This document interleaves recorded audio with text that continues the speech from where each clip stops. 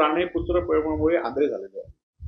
त्यांनी आपल्या दोन्ही पुत्रांना वेगवेगळ्या पक्षात पाठवलेलं आहे आणि वेगवेगळ्या पक्षातनं आज भारतीय जनता पार्टी इकडे सांगते की शतप्रतिशत भाजप आहे.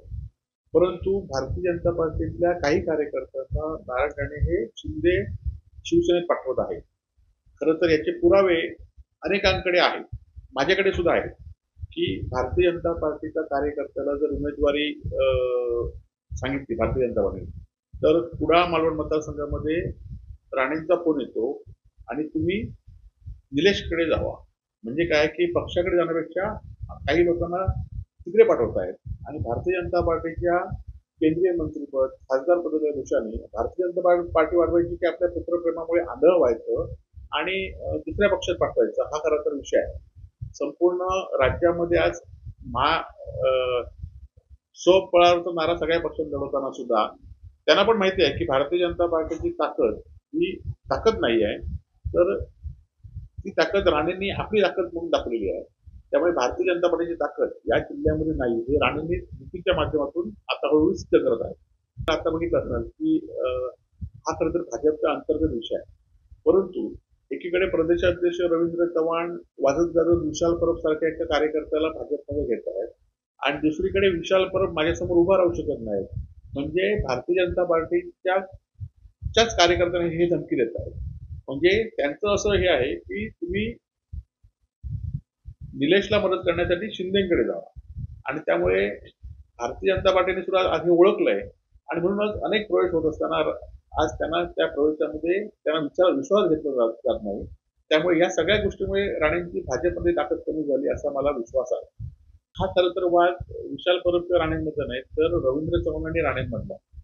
रवींद्र चव्हाणांनी राणेंना विश्वास न देता जिल्ह्यातल्या भाजपच्या कार्यकर्त्यांना ताकद देण्याचं काम करतायत आणि राणेंना ते नको आहे. राणेंना एकीकडे पालकमंत्री असलेल्या नितेश राणेंना या मतदारसंघामध्ये आणि दुसरीकडे निलेश राणे असलेल्या शिंदे सेनेमध्ये कार्यकर्ते वाढवायचे आहेत आणि त्यामुळे त्यांना हा समतोल राखायचा आहे की आपल्या दोन्ही मुलांना कशी मदत होईल. आणि त्यामुळे ते ज्या कार्यकर्त्यांनी त्यांना मेहनत घेतली, हे आधी सुद्धा झालंय, ज्या शिवसैनिकांनी अतोनात मेहनत करून त्यांना मुख्यमंत्री पदात पोहोचवलं, त्या कार्यकर्त्यांचा विश्वास घेतला, काँग्रेसच्या कार्यकर्त्यांचा विश्वास घेतला आणि आता भारतीय जनता पार्टीच्या कार्यकर्त्यांचा विश्वासघात करत आहे. खरं तर आता खासदार नारायण राणे यांनी पालकमंत्र्यांचा विश्वास घेत नाही. पालकमंत्री सांगतात की स्वबळ लढवा म्हणून, परंतु भारतीय जनता पार्टीच्या पालकमंत्र्यांकडे निर्णय नसतो असं सांगून ते आता युती करण्यासाठी प्रयत्न करतायत किंवा आटोपिटा करतायत आणि त्यामुळे भाजप ह्याने किती वाढवली हा पण प्रश्न आहे.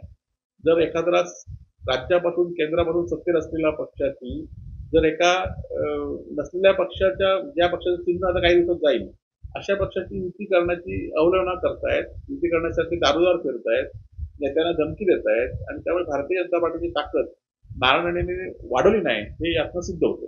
तुम्हाला सांगितलं तसं की राणे हे आपल्या दोन्ही पुत्रांना कसं पुढे करता येईल, मग ते पक्ष विसरून एकीकडे शिंदेना अर्धा जिल्हा शिंदेच्या शिवसेनेत आणि अर्धा जिल्हा भाजपच्या जिल्ह्यात. आता पक्षनिष्ठेपेक्षा पुत्रनिष्ठ झालेले आहे. एका पुत्राला एका पुत्रावर अर्ध्या जिल्ह्यामध्ये निष्ठेत राहायचं आणि दुसऱ्या पुत्रावर अर्ध्या पुत्रावर निष्ठेत राहायचं आणि त्यामुळे ज्या पद्धतीने या जिल्ह्यातल्या लोकांनी राणेंच्या घराणेशाही राणेंची ही ज्या पद्धतीने गेल्या 10 वर्षापूर्वी संपवली तीच आता परिस्थिती येणाऱ्या काळामध्ये होईल. नाही, खरं तर आता प्रदेशाध्यक्षांनी राणेंना आता एक पाऊल पुढे घेतलंय त्याने की राणेंना कुठल्याही संघटना या दोन्ही जिल्ह्याच्या ज्या काही राजकीय घडामोडी असतात किंवा संघटनेचे विषय असतात त्या विषयामध्ये त्यांना आता घेण्याचं बंद केलं, एक पाऊल पुढे गेलंय.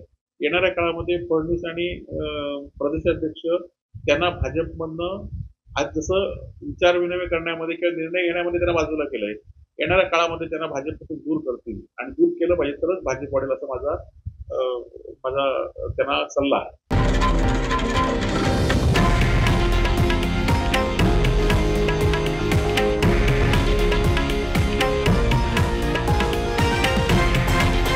हे आहे देशातील नंबर 1 न्यूज नेटवर्क आणि आपण पाहत आहात TV9 मराठी, एकमेव.